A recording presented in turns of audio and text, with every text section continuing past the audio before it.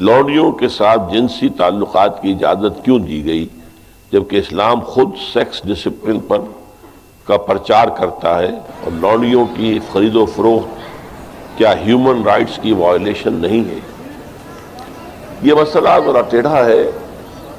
ایک تو یہ کہ لونڈیوں کے تصور کو صاف کر لیجئے کہ اسلام میں صرف وہ لونڈی جائز ہے جو خالص اسلامی جہاد کے نتیجے میں پرزنرز آف وار کی حیثیت سے آپ کے پاس آئے۔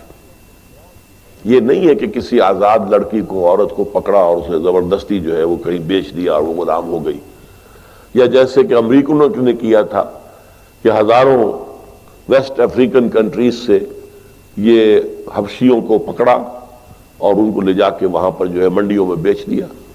یہ نہیں، یہ جائز، حرام، بالکل حرام۔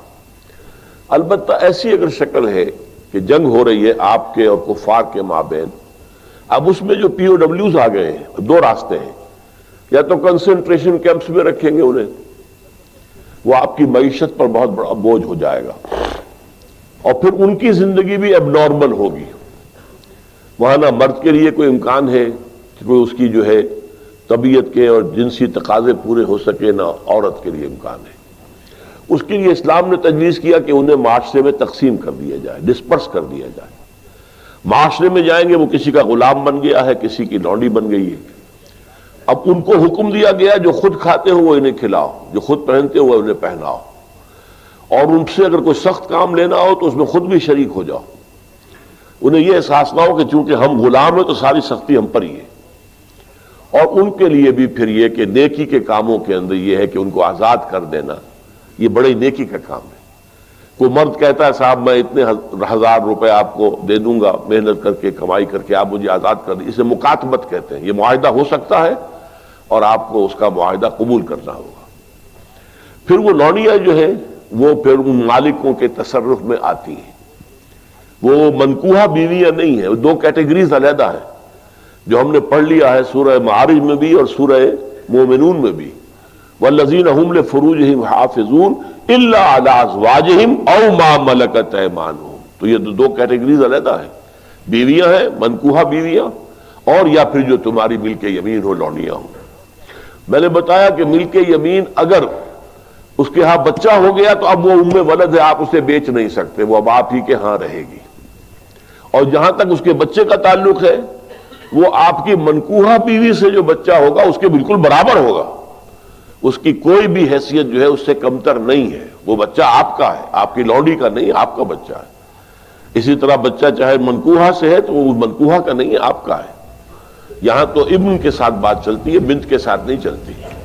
کس کا باپ، باپ کے حوالے سے بات چلتی ہے بات۔ تو اس اعتبار سے حل کیا گیا اس مسئلے کو ایک خاص انداز میں، اور اس انسٹیٹیوشن کو ختم نہیں کیا گیا۔ قرآن مجید میں جیسے تدریجاً شراب حرام کر دی گئی، تدریجاً سود حرام کیا گیا، اسے بھی حرام کیا جا سکتا تھا بالآخر، لیکن نہیں کیا گیا۔ اس کی وجہ کیا ہے؟ میرے خیال میں یہ ہے کہ اس دنیا کے آخری دور میں جس کا اب آغاز ہو رہا ہے، خالص اسلامی جہاد بھی ہوگا، کفار کے ساتھ جنگیں ہوں گی، مقابلے ہوں گے، اور اس میں پرزنرز آف وار کے لیے یہ راستہ جو ہے کھلا رکھا گیا ہے تاکہ اس وقت جو ہے سچویشن صحیح تو طریقے پر اس کو حل کیا جا سکے۔ ھذا ما عندی والعلم عند اللہ۔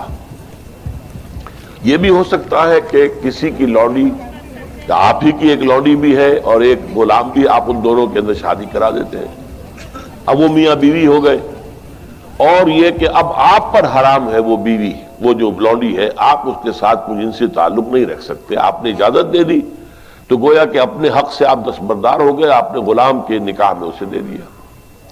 اس میں البتہ یہ ہے کہ پھر ان کی اولاد جو ہوگی وہ غلام ہی ہوگی، باپ بھی غلام ہے، ماں بھی غلام ہے، تو ان کی اولاد غلام ہوگی۔ یہ انہی کی اولادیں ہیں کہ جو ہمارے معاشرے کے اندر آپ کو معلوم ہونا چاہیے کتنی بلندی تک پہنچی ہے۔